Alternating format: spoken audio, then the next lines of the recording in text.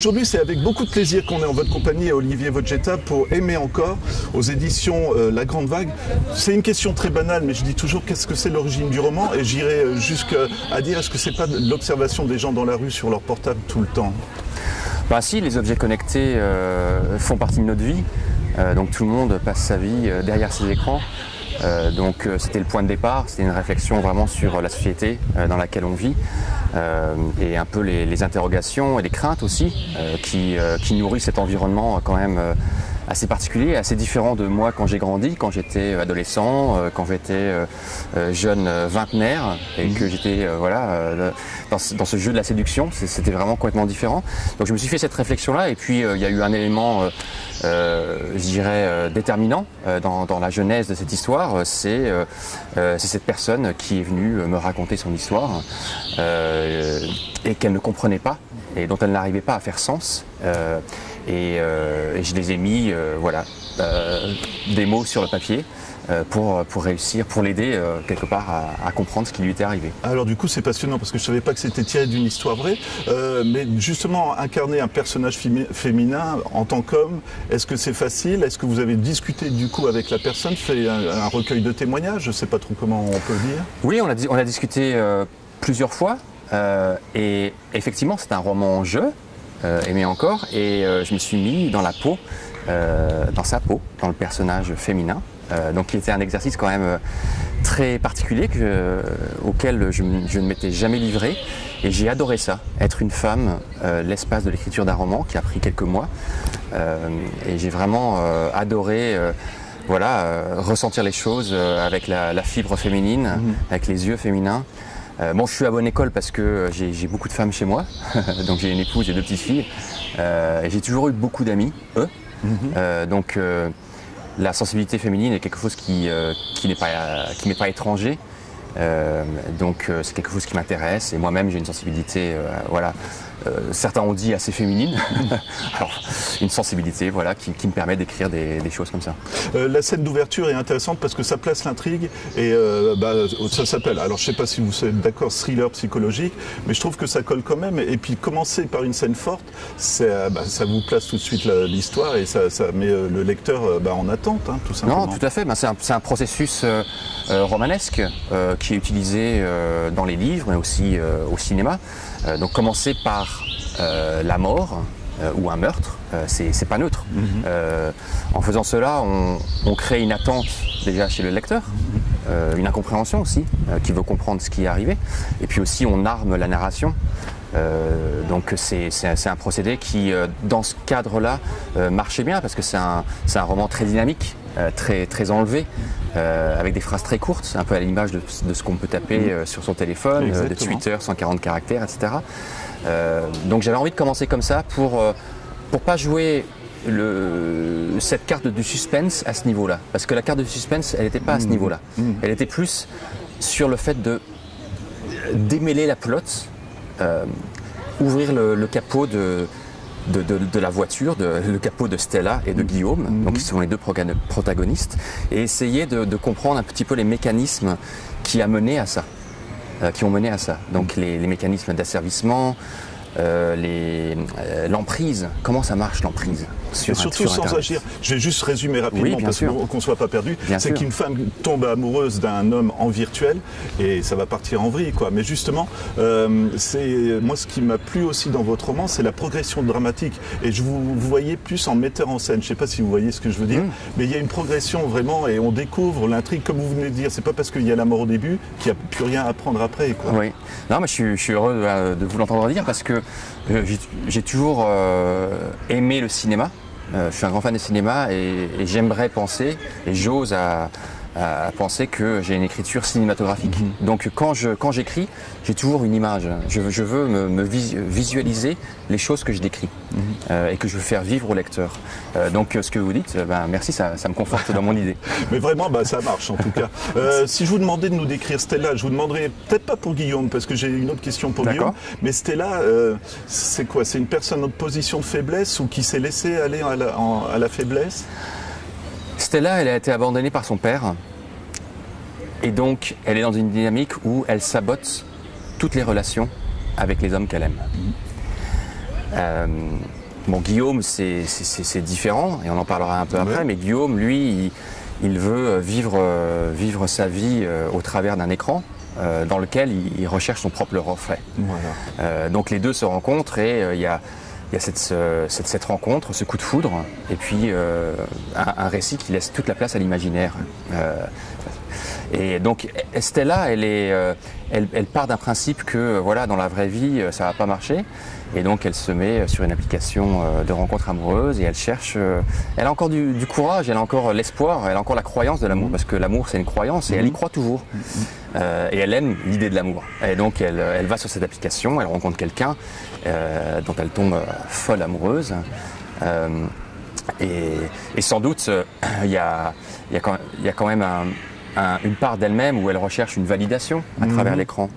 Donc elle est quelque part en besoin d'amour, elle a besoin d'être confirmée, d'être aimée. Voilà, je vous en dis pas plus, c'est un peu la personnalité. Donc je trouvais assez intéressant, c'est que, et on le vit, on a des exemples, c'est le processus d'avilissement, d'accepter d'aller toujours plus loin pour se faire aimer par quelqu'un que sur le principe on ne connaît même pas. Et je me permets juste, à chaque fois qu'il y a une rencontre proposée, ça va pas du tout comme elle voudrait que ça se passe. Oui, tout à fait. Bah, tout à fait, mais vous savez, dans la vie, et c'est pas que dans le domaine amoureux, c'est une fois qu'on est trop investi. Une fois qu'on est allé trop loin dans quelque chose, alors que ce soit un métier, une aventure amoureuse ou autre chose, on regarde derrière soi et on regarde le chemin parcouru et c'est très difficile de dire stop maintenant. Maintenant j'annule tout malgré tout le chemin parcouru. Et c'est un peu ce qui arrive à Stella. C'est-à-dire que chaque jour qui passe où elle considère cet homme comme son fiancé, parce que c'est comme ça qu'elle le considérait, c'est un jour de plus qui rend encore plus difficile la décision de tout stopper et de dire c'est fini, c'est une aberration, ça ne fait aucun sens. Vous voyez ce que je veux dire?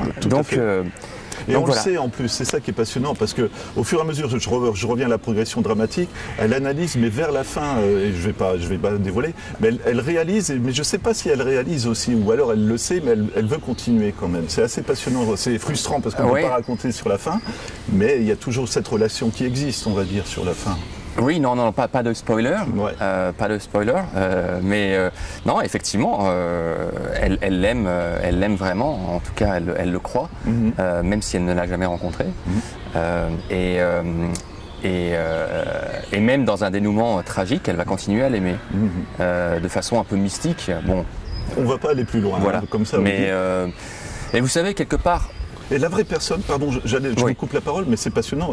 C'est ce qu'elle vous a dit aussi, que, je sais pas si c'est pas, j'espère que c'est pas la même histoire, mais que d'accepter d'aller si loin et de pas réussir à s'arrêter. Pas dans ces mots-là, mais c'est une interprétation moi que j'ai faite, donc une analyse, je dirais, psychologique et sociologique de ce qu'elle a fait, mais c'est pas un cas isolé. C'est pas un cas isolé. Parce que cette personne, elle l'a fait, cet homme l'a fait avec une série de jeunes filles, de jeunes femmes. Okay. Donc c'était pas un cas isolé, c'est quelque chose qui est mécanique de la part de quelqu'un qui est très intelligent. Parce que pour mener une telle, j'allais dire, aventure et la faire tenir, il faut, c'est pas cousu de fil blanc, c'est subtil, c'est par petites touches, jour après jour. Mais justement, vous m'amenez à parler de Guillaume, parce que bon, on se doute bien que c'est lui, je peux le dire quand même, qui manipule aussi. Oui, bien sûr. Vous le voyez comme un prédateur, parce que c'est intéressant comme vous le décrivez. Pour moi, c'était un prédateur au début, et puis vous l'avez évoqué lui aussi, il a un passé, il a besoin d'exister, d'avoir un miroir, de se mettre en valeur aussi. Alors, c'est deux personnages qui sont paumés finalement, je dirais, non? Ah, tout à fait. Stella et Guillaume, finalement, disent la même chose. Ils disent la même chose. Et en même temps, c'est deux personnes inconnues, étrangères, mais qui sont les mêmes. Qui sont les mêmes parce qu'elles trouvent toutes les deux quelque chose qu'elles n'ont pas dans la vraie vie au travers de leur écran. C'est ça qui les réunit finalement. Et c'est ça qui réunit pas mal de gens dans la société d'aujourd'hui. Alors, de point de vue amoureux, du point de vue intellectuel, littéraire, de plein de points de vue. Mais ça devient quelque part une plateforme, un réseau d'échange, un carrefour, un carrefour d'humanité ou de sous-humanité, parce que finalement il n'y a pas de rencontre humaine. On s'est serré la main tout à l'heure, ça n'existe pas encore. Peut-être que ça va exister à terme. Donc finalement les deux se ressemblent, les deux ont clairement un petit souci dans la façon dont ils ont grandi. Et ce livre, c'est un peu une esquisse de la déchéance narcissique. Hein. Ça traite de la faille narcissique qui est quelque part exacerbée avec les réseaux sociaux, avec Internet, avec tous ces objets connectés. Et ce que je trouve passionnant, vous écrivez à la place de la femme. Guillaume, vous l'évoquez, mais vraiment, c'est pas une présence, justement, c'est encore quelqu'un qui n'existe pas. Mais ce que je trouve intéressant, c'est que vous dites pas il rigole derrière l'écran quand il a envoyé le message ou des choses comme ça. C'est qu'on sait même pas s'il le pense vraiment, tout ce qu'il écrit à Stella. Et je pense qu'il y croit, mais il est tellement perdu, encore une fois. Voilà, c'est assez fascinant. Hein. C'est libre au lecteur de se faire sa propre opinion. Je ne suis pas dans l'explication. Je vais pas expliquer. Et ça, c'est intéressant. Ça veut dire que pour vous l'avez écrit comme ça et après, ça vous convient. Quoi. Moi, je suis toujours du parti du lecteur. Je fais confiance au lecteur, je veux le faire travailler. Donc, je ne donne pas toutes les ficelles. Je lui montre, je lui fais vivre ce qui se passe et après, à lui de se faire sa propre opinion. Il y a deux personnages masculins, moi, que j'ai trouvé passionnants. Je ne sais pas si... C'est le passager à côté de Stella dans le train et le dernier homme qu'elle va rencontrer avant d'aller dans l'endroit on va dire, où son destin va se décider. Et les deux-là, je les trouve intéressants parce que, justement, elle essaye de les gagner, ou je sais pas, c'est intéressant. Comment ça vous est venu, l'idée du passager et du dernier qu'elle rencontre? Ça, c'est le traitement du thème de l'amour.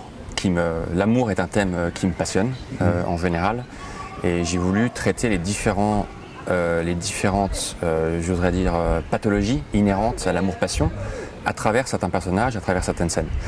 Alors j'ai rien réinventé avec mon roman, mais comme tout bon écrivain, j'essaie d'écrire sur les épaules de mes contemporains et des classiques. Donc moi je ne dis pas à travers le roman que Internet c'est le mal, que ça a changé les rapports amoureux. Pas du tout. Je pense qu'au contraire, Internet ça a quelque part exacerbé ces pathologies inhérentes à l'amour-passion. Donc je parle par exemple, Stendhal, il a parlé de la cristallisation, donc dans De l'amour. La cristallisation, c'est on rencontre quelqu'un et on l'idéalise. Et c'est le coup de foudre, c'est la personne idéale. Okay. Après, il y a eu Proust, la jalousie, dans La recherche du temps perdu, en particulier Un amour de Swann, où il traite ce thème. Et la jalousie, c'est aussi un des thèmes que je traite avec ces personnages. Après, il y a la solitude aussi, la solitude de l'amour-passion, donc Barthes, qui a traité ça. Donc ce personnage dans le train, qui est complètement désintéressé d'elle et qui lit son livre à longueur d'heure, c'est un peu ça, c'est quelque part...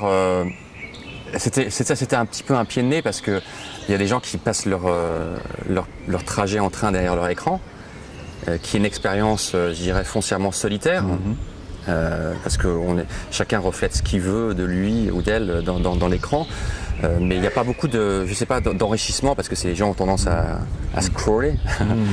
Alors qu'un livre, et lui il lit, il est plongé dans son livre, dans son histoire, et justement c'est un bon écrivain sûrement, et donc il le fait travailler.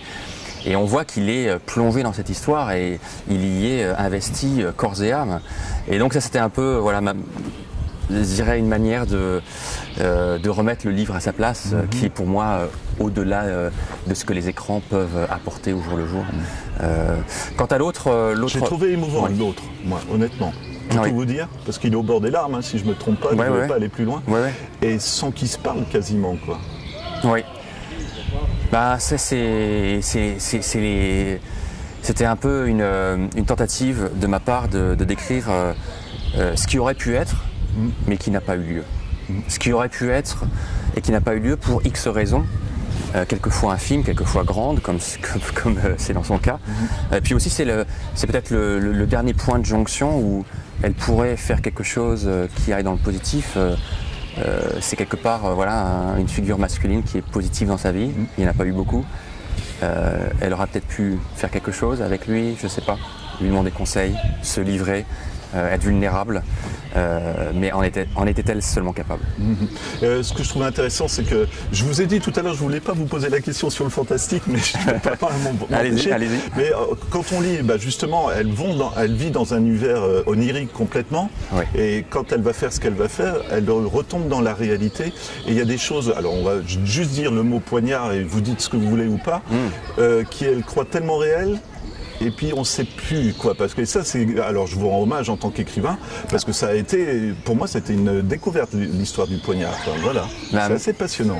Merci beaucoup, la réalité, enfin comment dire, la limite ou la frontière entre la réalité et ce qu'on appelle le Black Mirror, donc le miroir noir, est vraiment très, très mince. Et quelquefois on passe de l'un à l'autre sans s'en rendre compte, et c'est pour ça, d'où ce côté un peu onirique, fantastique, peut-être le mot est un peu fort, mais en tout cas effectivement il y a un flou perpétuel au niveau de cette frontière. Et puis aussi peut-être, comme on est dans cette belle ville de Nancy, on l'a pas mentionné, mais donc on est dans la Pépinière, dans le parc de la Pépinière à Nancy qui est superbe, au pied du kiosque en honneur de Mozart, qui vivait au XVIIIe siècle donc. Le miroir noir, l'origine du miroir noir, c'était un petit miroir fumé, donc un peu noirci, qui était utilisé par les peintres paysagistes au XVIIIe. Donc c'est un miroir aussi qui a été appelé le miroir Claude Lorrain, donc du nom du peintre paysagiste. Et en fait la façon dont ça se passait, c'est que le peintre faisait dos au sujet qu'il voulait peindre. Et il prenait ce petit miroir noirci, et il regardait donc la personne qu'il voulait peindre dans le miroir noirci pour exclure l'environnement autour de la personne. Donc il y a déjà une réflexion dans le miroir. Le peintre se fait sa propre réflexion ou imagination de cette image, et après il la retranspose sur sa toile vierge, qui est une troisième interprétation. C'est passionnant ce que vous racontez. Et c'est ce qui se passe un petit peu avec les écrans. Alors je sais, j'ai un peu divergé par rapport à votre question, mais je crois que ce miroir, c'est un peu ce qui est dans le dos du peintre. Donc on voit ce miroir-là, et puis on va le retranscrire d'une autre manière sur la toile, et peut-être que c'est autre chose qu'un couteau, qu'un poignard. Donc voilà. Violence, moi je dirais de la société, on dit, elle évolue, mais vraiment pour moi dans le sens de la violence, mais que ça soit pas physique, mais surtout psychologique. Et encore une fois, avec ces écrits où on juge, on voit un film, on dit c'est nul, et on le met, et puis c'est pris pour con. Mais c'est la même chose avec une personne. Sur un site de rencontre, je te rends compte, t'es nul, et puis c'est fini. Mais on ne sait pas la destruction que ça fait derrière aussi pour les personnes qui cherchent et qui sont sincères. C'est ce que c'était la vie aussi, je pense. Surtout quand elle reçoit un message qui lui est pas destiné, par exemple. Bien sûr, c'est terrible. Mais les réseaux sociaux, c'est un puits sans fond de douleurs, potentielles, de fragments numériques, de traces digitales qui restent là et qui peuvent être des sources de douleur pour certaines personnes. Quand on est ami avec quelqu'un ou qu'on croit être amoureux de quelqu'un et qu'on voit la personne faire autre chose que ce qu'elle dit faire ce soir-là, par exemple, c'est là où la jalousie vient, l'incompréhension. Donc effectivement, je reviens à la réalité et le Black Mirror, on joue entre larmes et likes, entre le monde et l'anti-monde, et le passage de l'un à l'autre n'est pas forcément évident. Et puis quelquefois, je pense qu'on peut s'y perdre. On peut s'y perdre. Et moi, je me permets juste une anecdote. Vous la prendrez ou pas, mais moi, je voulais faire une visite et je demande à un ami, je voudrais aller à tel endroit. Et est-ce que tu as quelqu'un à me conseiller? Il me dit, bah ouais, va là-bas, je le connais, voilà. Donc c'est de l'autre côté de la France où je vais. Et je lui dis, bah, vous connaissez celui qui m'a conseillé à vous? Il dit, bah non. Donc je reviens ici, puis je lui dis, bah le gars, il m'a dit qu'il ne connaissait pas. Bah non, mais on est amis sur un réseau social, quoi. Et je me suis dit, bah ça colle tellement à votre roman que la personne qui est mon ami se dit, bah je le connais, alors qu'il l'a jamais rencontré, le gars de l'autre bout de la France. Et ça me parlait tellement avec votre roman, parce que elle aussi, elle projette tellement, encore une fois. C'est là où je dis que c'est violent quand même maintenant. Hein. Si on est fragile psychologiquement, pour moi, on peut vite perdre le pied, quoi. On peut vite perdre pied. C'est utile aussi. Et c'est passionnant quand même. C'est passionnant les affres du cerveau dans l'ère moderne. Moi, ça me fascine. Les gens, les personnes qui peuvent se rendre folles toutes seules à cause des réseaux. Donc ça, c'est un sujet qui m'a intéressé, que je voulais traiter pour tendre un miroir à la société. et aussi voilà, prévenir des risques. Donc c'est un peu un roman d'utilité publique. Et quand j'ai fait les signatures, j'ai fait un petit road trip à travers la France avec des signatures. C'est souvent la mère et la fille qui viennent me voir. Et souvent, je n'osais pas le dire, mais je me dis. Et souvent la mère achetait le livre pour que sa fille le lise. Ce qui me fait plaisir parce que c'était le but, quoi, que ce livre puisse servir d'alerte, de carton jaune et que ça serve à d'autres que moi. Ma dernière question, c'est le chapitre 26, ne vous inquiétez pas, je ne vais pas le lire, mais pour moi, vous avez dû super bien réfléchir et c'est tellement juste ce que vous écrivez que comment vous l'avez trouvé ces quelques lignes-là? Oui, vous m'en parlez et j'ai la chair de poule, parce que c'est quelque part... J'ai une forte idée ou compréhension de la finitude, et quelque part dans la finitude, tout se confond, tout se fusionne. Et c'est ça que j'ai voulu transmettre dans ce chapitre 26, que vous devrez lire si jamais vous voulez le découvrir. Et c'est aussi peut-être la tentative de montrer que entre héros et salauds, la frontière est tellement... Des fois ça va très vite. Un jour on est héros, un jour on est salaud, un jour on est victime, un jour on est coupable. Et ce dernier chapitre, c'est pour dire au lecteur, voilà, vous avez lu cette histoire, qu'est-ce que vous pensez?